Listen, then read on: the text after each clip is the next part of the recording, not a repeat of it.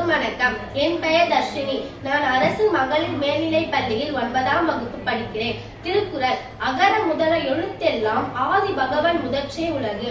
பொருள்: இவ்வுலகில் உள்ள எல்லா எழுத்துக்களுக்கும் முதன்மையானது ஆ. அதே போல இவ்வுலகில் உள்ள எல்லா உயிர்களுக்கும் முதன்மையானவன் இறைவன். திருக்குறளின் கதை.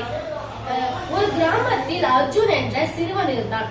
அவன் பசுமையாகவும் அழகாகவும் ஒரு தோட்டம் வைக்க விரும்பினான்.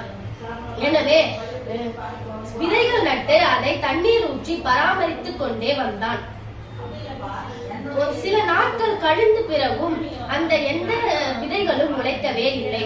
அவன் மிகவும் வருத்தத்துடன் மனமுடைந்து போய் ஒரு பெரிய மரத்தின் கீழ் அமர்ந்தான்.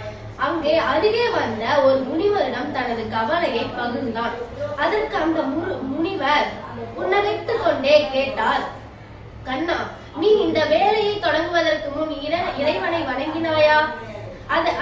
அந்த வார்த்தைகள் அர்ஜுனை ஆச்சரியப்படுத்தியது. அவன் சிந்தித்தான். நான் வேலை செய்தேன், திட்டமிட்டேன், ஆனால் இறைவனை மட்டும் வணங்கவில்லையே. அதன் பிறகு அர்ஜுன் இறைவனை பிரார்த்தித்தான். பிறகு மீண்டும் உற்சாகத்தோடு விதைகள் நட்டு பராமரித்துக் கொண்டே வந்தான்.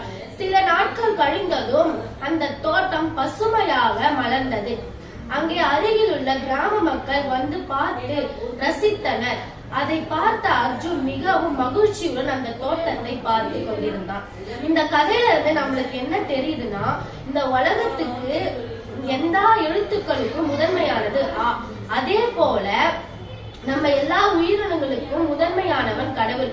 அதனால நம்ம எந்த செயல் தொடங்குறனாலும் இறைவனை வணங்கிட்டு நம்ம செஞ்சோம்னா அந்த செயல் வெற்றி பெறுமாறு அமையும். நன்றி.